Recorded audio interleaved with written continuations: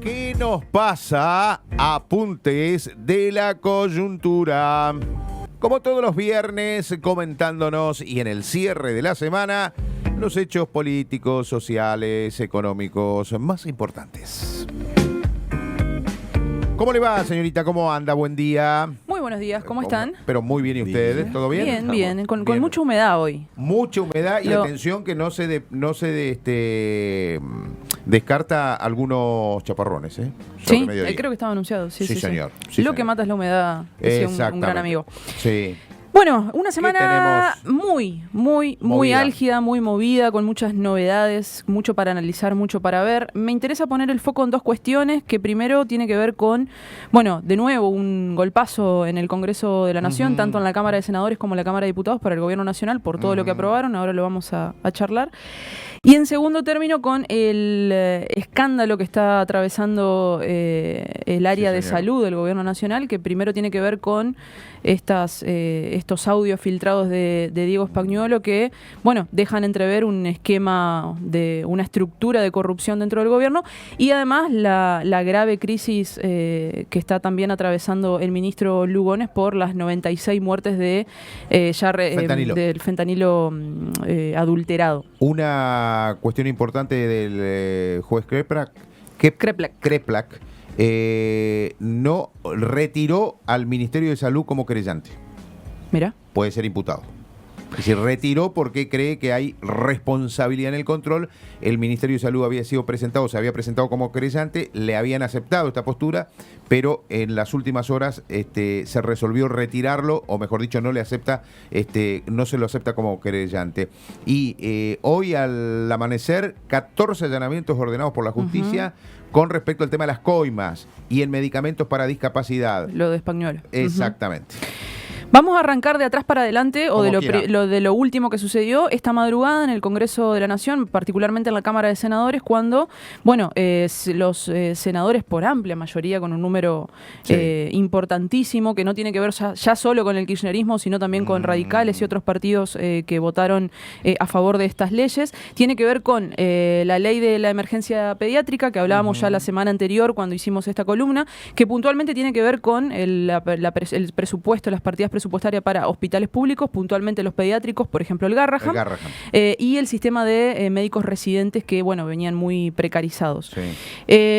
62 votos afirmativos, 8 negativos, 2 ausentes. Adivinen quiénes estuvieron ausentes. Hay algunos que faltan, pero bueno. Entre Ríos ahí dio la nota. Alfredo De Angeli fue el ausente. Paradójicamente, Olaya votó a favor, como bueno, Estañía Cora que venía acompañando. También se convirtió en ley el financiamiento universitario y la recomposición del salario docente. Tiene razón. 58 votos afirmativos, 10 negativos, 3 abstenciones y 1 ausente. Adivinen quién fue. Alfredo De Angeli. Pero Alfredito.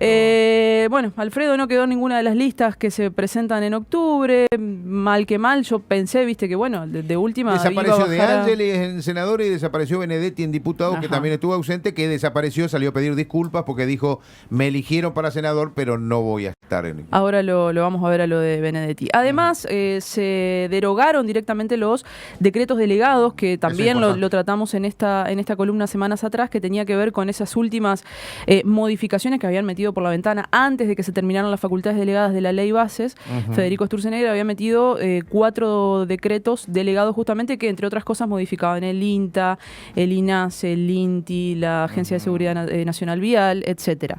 Bueno, los rechazaron completamente por abrumadora mayoría. Recordemos que ya algunos tenían algún antecedente judicial de inconstitucionalidad. Sí, puntualmente el de Marina Mercante, que modificaba el régimen sindical, porque ahí se aduce que, bueno, se está yendo en contra del derecho a huelga. ¿Y aquí también entraba el del Banco de Genética? Sí, el Banco de Datos Genéticos, bueno, INTI, INTA, INASE, los organismos culturales. Sí. ¿Cómo votaron los entrerrianos? Solamente para tener el detalle, Olaya y Cora acompañaron el no a estos DNU, digamos, y De Angelis acompañó el veto, es decir, votó con el gobierno nacional en los organismos culturales, el decreto de bancos genéticos y el de Marina Mercante. Votó en contra del veto con lo que tiene que ver con INTA, INTI y con lo de seguridad vial.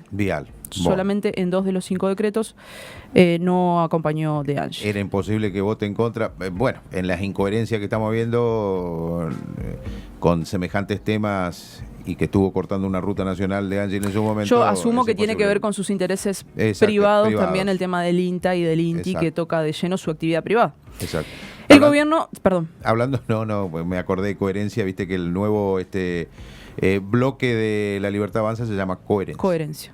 Todo esto a partir de lo de Españolo de ayer, que ahora lo decimos. El gobierno, obviamente, como ya sabemos, anunció que va a vetar estas 2 leyes también. Y cabe recordar que la de ley de financiamiento universitario es la segunda vez que viene, porque el año pasado ya la habían aprobado en diputados y senadores, Milei la veta y consigue, obviamente, estos héroes que le blindaron el veto. Insisten ahora porque no hay presupuesto. Es el segundo año consecutivo que el gobierno nacional está gobernando sin presupuesto, entonces intentan sacar a las universidades públicas de esta discrecionalidad que tiene el gobierno para repartir. Entonces, decir, bueno, al menos que las universidades tengan garantizados algunas cuestiones básicas. Ya se anunció que se va a vetar, veremos cómo continúa esta situación. Un dato que me interesó, se publicó un estudio de Management and Fit, que es una consultora que publicó Página 12 en los informes, que aborda, cuál es la sensación de la población respecto de justamente los vetos. Y ahí los datos importantes son que 7 de cada 10 personas de las consultadas rechazan justamente el ajuste. Y un dato más importante todavía es que dentro del universo de votantes de La Libertad Avanza y del PRO, 5 de cada 10 están rechazando el ajuste en las áreas más sensibles de la sociedad. Por ejemplo, jubilados, discapacitados, Garrahan, etcétera. Es decir, hay gran parte de la población de votantes del gobierno nacional que está en desacuerdo con el veto, es decir, no lo entiende, no sabe por qué. Hay un rechazo superior al 60% con respecto a la decisión de ajustar sueldos y el presupuesto de Garrahan, es lo que decíamos. Y este estudio dice que si bien hay un hipotético apoyo en las elecciones legislativas que se aproximan para octubre en el marco de lo que propone el gobierno, bueno, dice que la principal preocupación, por lo menos dentro de los encuestados, sigue siendo la situación económica. La mayoría la ve mala o muy mala. A ver. Y otro dato es que las principales preocupaciones de justamente los consultados es la primera, la corrupción, y la segunda, la inflación. Esto va obviamente en contra de lo que el gobierno viene planteando, decir, bueno, venimos bajando la inflación. Evidentemente sigue siendo una preocupación en la población, porque más allá de que la inflación, se conoció esta semana el índice de precios al consumidor, que no se condice igual con el de mayoristas, pero bueno, vamos al índice de precio al consumidor, 1,9% el mes pasado. Si bien está debajo del 2%, si vemos la foto de los últimos 3 meses, la inflación viene trepando, viene escalando. 1,5 creo que fue el primer mes, 1,6 si no estoy equivocada en julio, y 1,9 dio en agosto. En julio, perdón, porque se ve a mes vencido. Sí, el objetivo principal del gobierno es mantener la inflación baja y el dólar quieto. Para el dólar quieto le ha ofrecido a los bancos la posibilidad de, o mejor dicho, ha levantado suficientemente las tasas como para que aquellos pesos que estaban en plazo fijo en pesos no se vayan al dólar. Ahí lo está anunciando, y además con los bancos le ha más que tirado la oreja, les ha ordenado prácticamente una rebaja del encaje. Ahora, si quieren vamos a ese tema. Quería terminar con lo legislativo. El miércoles, sesión maratónica también en diputados. Se insistió, digamos, con la emergencia de discapacidad, que es lo que salió, efectivamente. Ahí simplemente para remarcar lo que decías vos, Benedetti se ausentó, pero hubo una variación, porque Benedetti, cuando se dio la media sanción en diputados, él votó afirmativo. Ahora se ausentó cuando hubo que defender el veto, digamos. No ocurrió la misma suerte con el tema de jubilaciones, porque hubo 83 héroes que le blindaron el veto. 6 abstenciones hubo, dentro de las cuales estuvo Marcela Antola, 6 abstenciones que fueron muy importantes, porque si se hubieran votado de manera afirmativa, las jubilaciones, este aumento paupérrimo que era para los jubilados, salía. Dentro de estos 6 está Marcela Antola, María Eugenia Vidal, que un dato de color publicó en LinkedIn que a partir del 10 de diciembre busca trabajo porque se queda sin trabajo en el Estado, y los 4 misioneros que responden a Rovira. Vamos a ver un videíto. Ayer, después de toda esta cuestión en el Congreso, Javier Milei estuvo en el Council of America, que es un espacio que nuclea las principales empresas norteamericanas que operan en distintos puntos del mundo, en este caso en Argentina, y esto decía respecto de las votaciones en el Congreso. Hoy no es un día como cualquier otro. Ayer asistimos a un espectáculo macabro en el Congreso de la Nación. Nos dejaron bien en claro una vez más que enfrente tenemos un Congreso secuestrado por el kirchnerismo, un Congreso que solo responde a sus propios intereses. Nos recordaron que ellos tienen una sola agenda legislativa: quebrar al Estado Nacional. Saben que sin acceso al financiamiento externo, por culpa de sus constantes y desajustes fiscales y maltrato a los acreedores, este gasto deficitario solo se podría financiar vía emisión monetaria. Por eso decimos que los kirchneristas en el Congreso no tienen ninguna otra intención más que devolver a los 47 millones de los argentinos el peor momento del 2023 y también, ¿por qué no decirlo?, digamos, la crisis que tanto dejaron plantada y que pudimos evitar exitosamente.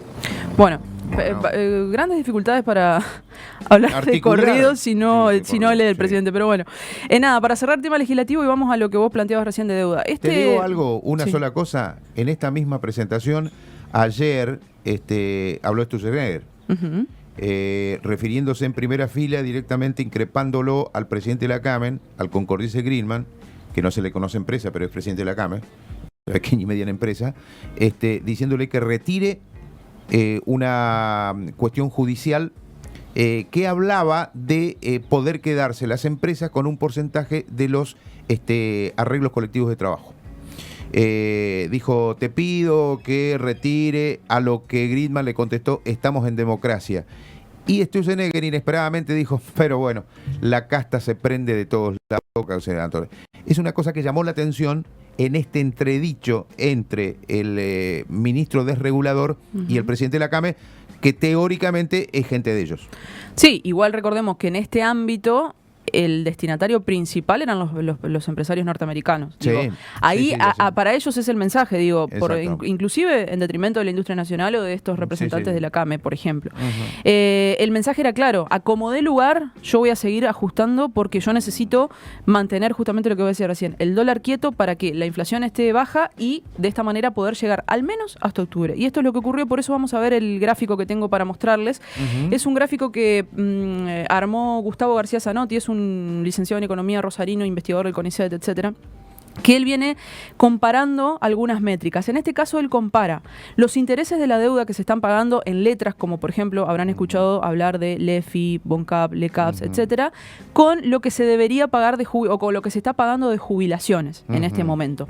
Este gráfico, si lo querés lo vemos, Pablo, muestra que hay 17,8 billones de pesos, ahí lo vemos, destinados a pagar intereses de deuda. Intereses de deuda que además son capitalizables. ¿Qué quiere decir esto?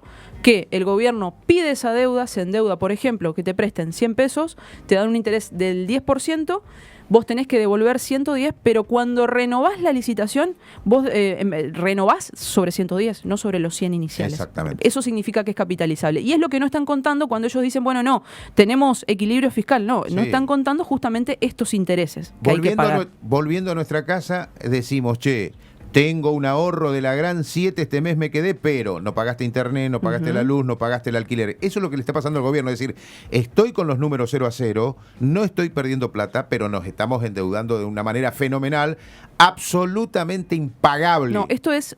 esto la verdad que no sé cómo se va a pagar. No.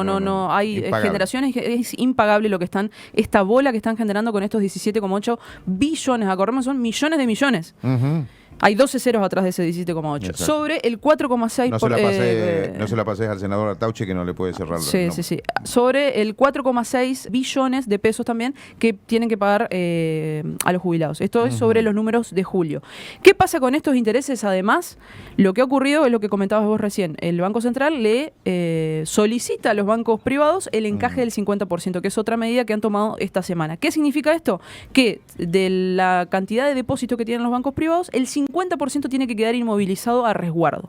Es decir, que si un banco recibe 10 pesos de depósito, 5 tiene que quedar inmovilizado. Esto era menos anteriormente. ¿Qué pasa? El banco tiene menos dinero para prestar. Los bancos privados, recordemos, trabajan de prestar dinero. Exacto. Entonces, si los bancos achican la cantidad de dinero que prestan, sube la tasa de interés. Es decir, sale más caro pedirle plata prestada al banco. ¿Qué pasa esto? Esto es una herramienta de enfriamiento de la economía, básicamente. ¿Por qué? Porque las empresas que o por ahí necesitaban financiarse para pagar sueldos, o un empresario que dice de repente me sobra algo y quiero comprar una máquina para mi empresa, con los niveles usureros que hay de tasa de interés, esto se frena. Y además se va al sistema financiero especulativo, porque te dicen, bueno, con estas tasas de interés no conviene comprar nada, conviene hacer trabajar el dinero, como quien dice, ¿no? Así que bueno, para cerrar el tema legislativo y deuda, este gráfico me pareció interesante. Vamos al segundo punto de esta semana, que es más interesante todavía, es que es una bomba que yo creo que va a seguir dando de qué hablar. Ayer, el miércoles, mientras se discutía el tema del veto, se insistía con la ley de discapacidad, la ley de emergencia y discapacidad en el Congreso, se conocieron audios de Diego Spagnuolo. Ya hablamos también de esta persona acá, porque fue hasta ayer el titular de la ANDIS, la Agencia Nacional de Discapacidad, la cara visible, el brazo ejecutor del brutal ajuste que recibieron las personas con discapacidad y todos los prestadores, etcétera, que vienen reclamando por los salarios magros que están teniendo y el nivel de las prestaciones. Y el que dijo la barrabasada que no tiene la culpa el Estado que las familias tengan discapacidad. El que tuvo, claro, todas las discusiones con el niño Ian Moche con autismo. Exacto. De esto estoy hablando. Vamos a escuchar el primer audio, así podemos graficar lo que pasó. Yo fui y le dije, Javier, escúchame, yo estoy denunciando todo el choreo, todo esto, y abajo tengo gente que va a pedir guita. Entonces, donde yo vaya y todos que hago, uno va a decir, che, flaco, está todo bien, muéstrame dinero, y venís a pedirme guita con estos delincuentes. Entonces, Javi, ¿qué hago? Esto lo hacen de ratas, o sea, es un kiosquito, no sé, de 20, 30 mil dólares por mes. Y no, medio palo para arriba de medicamentos por mes. Es lo que le debe llegar entre esa Karina, porque seguramente le digan, es el 5, el 1% lo tenemos que repartir entre la operatoria, se va a la operatoria, 1% para mí, y vos Karina te llevaste el 3. Seguramente le deben hacer una cosa así, están pegando una acogida olímpica. A mí me dicen, yo voy a hablar con Lule. Bueno, no voy a hablar un carajo con Lule, lo voy a agarrar la semana que viene, y voy a decir, Javi, no solamente no hablaste con Lule, sino que hay un periodista que está pidiendo información de todo lo que está pasando. ¿Te imaginas? Estamos hablando de entre medio palo y 800 lucas de medicamentos por mes. Julio me quiso meter una mina en una dirección nacional, lo frisé. Me quiso meter de recursos humanos, lo frisé. No le dejé meterme nada. Acá me lo tuvo que solamente me metió el más importante de todo, por Karina, para chorear. Javi, ¿qué hago? Yo no los jodí más, yo me dedico a controlar que lo mío esté ordenadito, porque el quilombo lo hacen atrás, a mis espaldas, y yo ahí ya no tengo nada que ver, no puedo tener control de lo que pasa a mis espaldas, pero lo que yo firmo, eso está todo prolijito, que es lo que a mí me importa también. Bueno, esto es terrible. Ayer se conocieron estos audios, el miércoles se conocieron estos audios, el gobierno no dio señales hasta ayer a la medianoche que publicaron desde la vocería, ni siquiera fue Manuel Adorni, publicaron un tuit en el que dicen, bueno, que de manera preventiva iban a apartar a esta persona Spagnuolo del ANDIS, dando por sentado de que los audios de alguna manera son ciertos, ¿no? Uh-huh. Además, audios que, como escuchamos recién, brutales, que llegan, porque los nombra de manera directa a Karina Milei, por ser quien recibe ese 3% de las coimas que evidentemente se le paga a una droguería que es la intermediaria entre el laboratorio y el Estado. Lo nombran a Lule Menem, que es el brazo ejecutor, el asesor principal de Karina Milei, emparentado también, es primo de Martín Menem, el presidente de la Cámara de Diputados, muy emparentado con la suizo-argentina, que es esta droguería intermediaria. Uh-huh. Lo nombran a Javier Milei, es decir, Spagnuolo dice, yo hablé con Javier. Javi, ¿qué hago? Dice en uno de los audios. Uh-huh. Y estos audios son de hace más de un año. Esto se conoció que fue en julio del año pasado.